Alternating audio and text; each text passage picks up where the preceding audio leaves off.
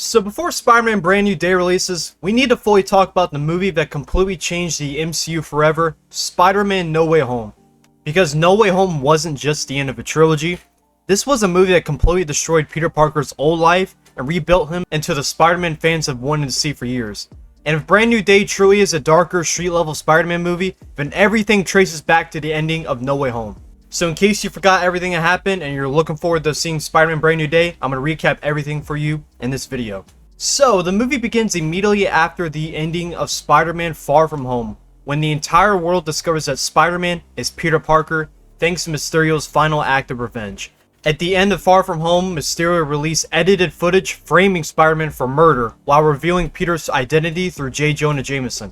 That moment completely shattered Peter's life overnight. So at the start of No Way Home, Peter swings MJ through New York while the city erupts in the chaos around him. News helicopters chase him through the sky, civilians record him everywhere he goes, and suddenly Spider-Man is no longer just a superhero, he's the center of a worldwide controversy. And people start to protest outside his apartment, some people support him while others believe he actually murdered Mysterio, and reporters swarm Aunt May's home. Peter can't even walk through school normally anymore because everyone constantly just stares at him. His entire life becomes a circus overnight.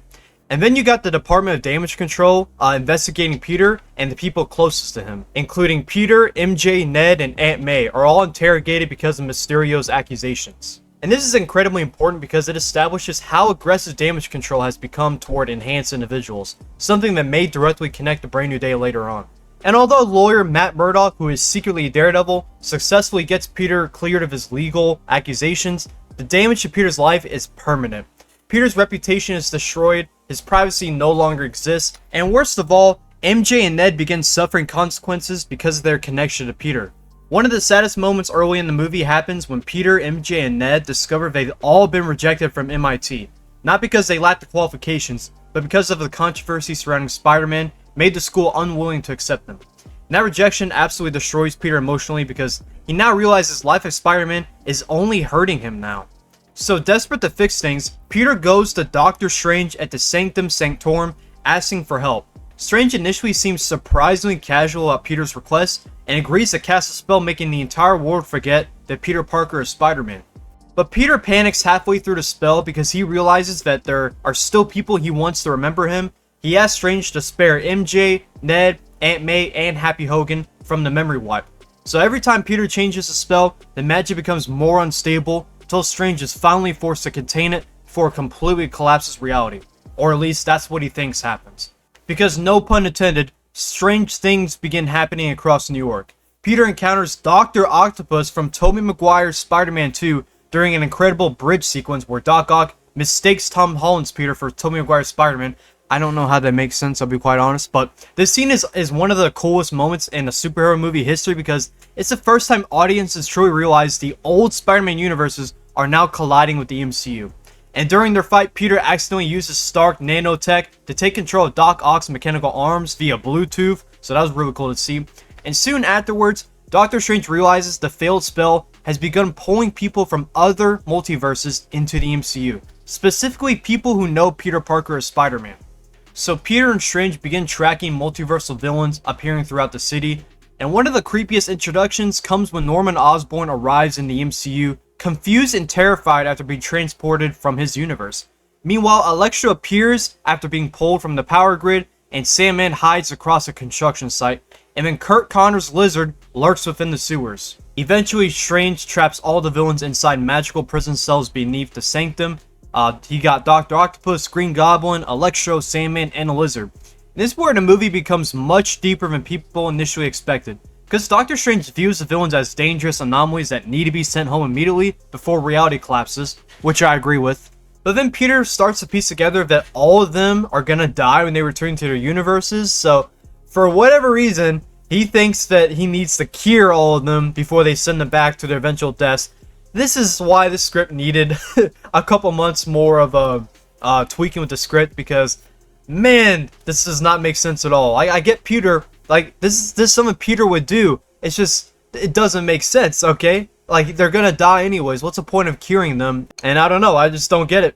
So Peter and Strange start to disagree, and Peter steals Strange's spell box and traps him inside the mirror dimension after an incredible sequence where Peter uses geometry and math to outsmart Strange's magic. Peter then takes the villains to Happy Hogan's apartment so he can try curing them instead of condemning them. Peter's able to repair Doc Ock's inhibitor chip, finally freeing Otto Octavius from the control of his mechanical arms. For the first time in years, Otto regains his sanity and remembers who he truly is. Meanwhile, Peter begins developing cures for the other villains using Stark technology and scientific research.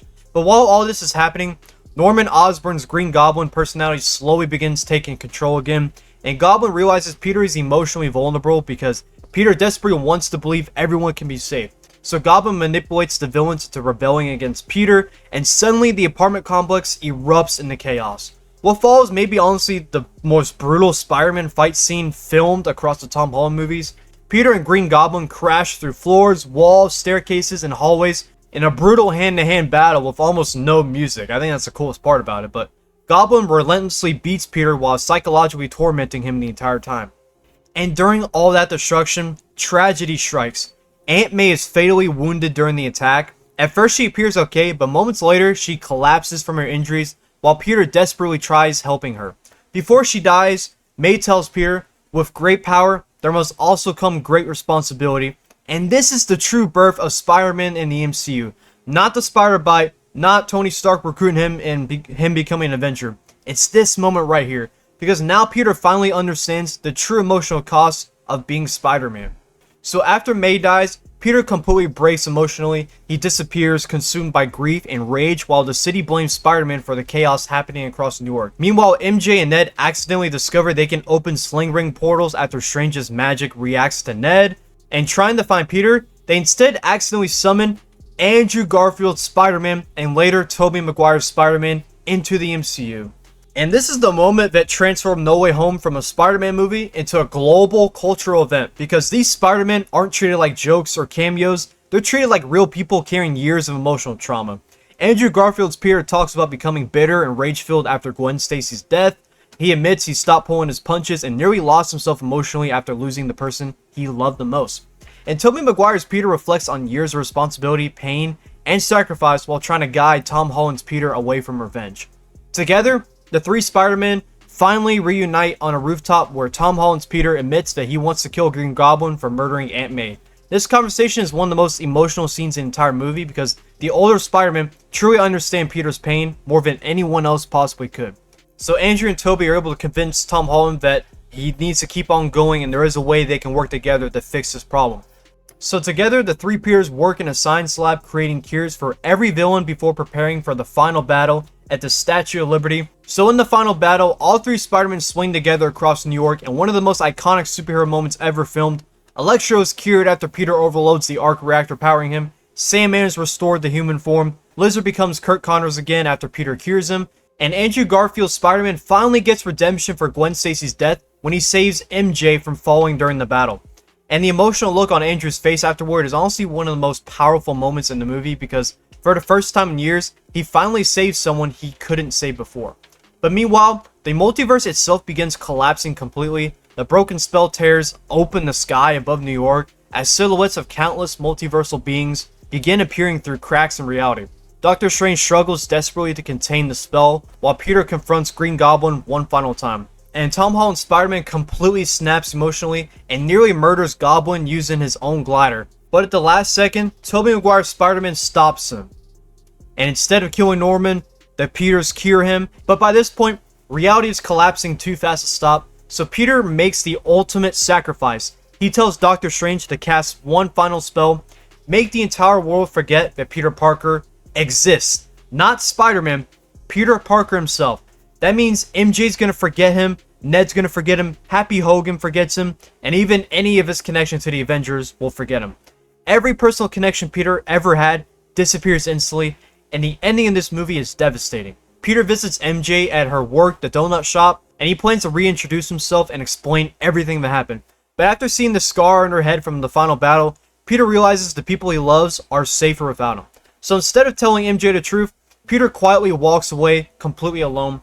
And the final scene shows Peter moving into a tiny apartment with almost no possessions. Peter now listens to police scanners alone while sewing his own comic-accurate red and blue suit, made entirely by hand, before swinging through New York City as a fully independent Spider-Man.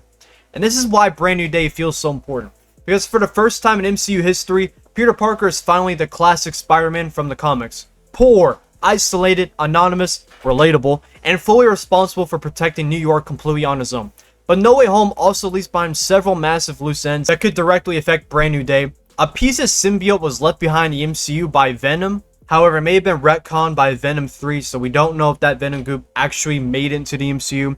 And also, Damage Control continues becoming increasingly aggressive toward enhanced individuals. And there's also Scorpion lingering in prison after being teased all the way back in Spider-Man Homecoming. So Brand New Day is shaping up to be one of the most important Spider-Man movies of all time, and I'm really excited for it, and hopefully this video helped you get caught up to date on everything Tom Holland Spider-Man. So if you enjoyed the video, make sure to like, subscribe, and I'm dropping so many Brand New Day videos this month. Pretty much every day, you'll get a Brand New Day related video. So make sure to like, subscribe, because I got you all covered. So thanks for watching, and God bless you all.